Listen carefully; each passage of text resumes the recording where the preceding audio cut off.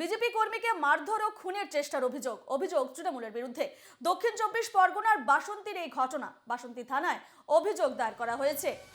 BJP কর্মীকে মারধর ও খুনের চেষ্টার অভিযোগ উঠেছে তৃণমূলের বিরুদ্ধে। দক্ষিণ 24 পরগনার বাসন্তীর এই ঘটনা, বাসন্তী থানায় অভিযোগ দায়ের করা হয়েছে।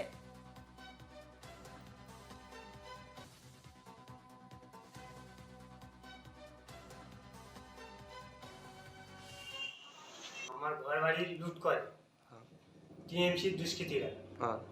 এবারে যখনই লুট হয় তখন আমি হাইকোর্টে গিয়ে কেস করি। কেস করার পরে যখন ওদের নামে যখন কেস নোটিশ পড়ে তখন আমার উপরে আরও অত্যাচার করে, আমাকে তাড়িয়ে দেয়।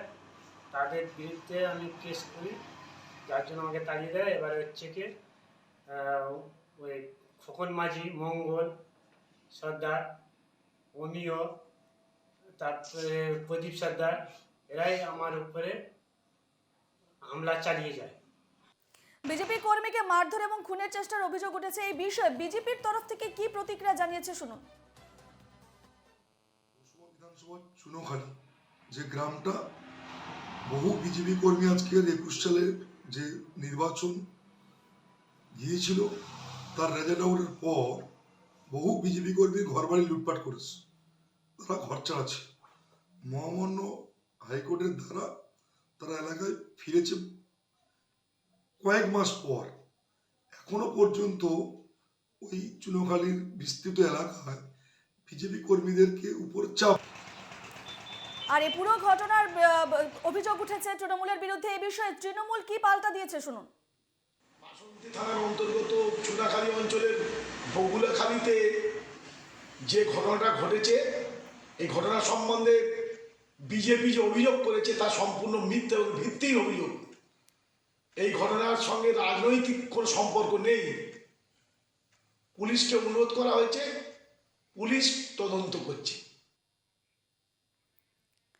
এ বিষয়ে আমরা আরো বিস্তারিত জানবো। ফোন লাইনে রয়েছেন আমাদের প্রতিনিধি সৌরভ বিশ্বাস। সৌরভ, বিজেপি কর্মীকে মারধর এবং খুনের চেষ্টার অভিযোগ উঠেছে তৃণমূলের বিরুদ্ধে, তবে পুরো অভিযোগটাই কিন্তু অস্বীকার করছে তৃণমূল। দেখো রূপা, তোমাকে আমি জানিয়ে রাখবো, বিজেপি করার অপরাধে রাস্তায় মারধর করে এবং বন্দুক দিয়ে খুনের চেষ্টার অভিযোগ করে তৃণমূলের বিরুদ্ধে। এমনটাই অভিযোগ তুলছে খোকন হালদার, বিজেপি কর্মী। তবে ঘটনা সূত্রে জানা যাচ্ছে, গত 2021 সালে বিধানসভা ভোটে বিজেপি সক্রিয় কর্মী হিসাবে প্রচার করেন এবং একজন এলাকায় সক্রিয় বিজেপি কর্মী হিসাবে নামে পরিচিত এই খোকন হালদার বিজেপি করার অপরাধে 2021 সালে ঘর বাড়ি লুট করে স্থানীয় তৃণমূল আশ্রিত দুষ্কৃতীরা। সেই ঘটনায় তিনি এটি অভিযোগ দায়ের করে থানাতে, কিন্তু সেই কেস তুলে নেওয়ার জন্য বারবার তাকে চাপ ও হুমকি দেয়।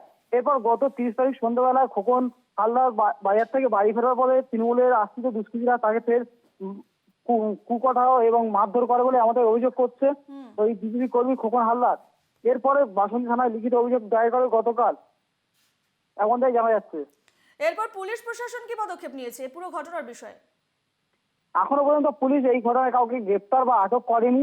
তবে পুলিশের তরফ থেকে জানানো হয়েছে যে তদন্ত হচ্ছে, তদন্তের উপরে নির্ভর করবে। কিন্তু এই যে তৃণমূলের উপরে যে অভিযোগটা তুলছে বিজেপি কর্মী খোকন হালদার, কিন্তু এই বিষয়ে তৃণমূলের বিধায়ক শ্যামল মণ্ডল তিনি পুরো ঘটনাটা অস্বীকার করেন এবং পুলিশ প্রশাসনকে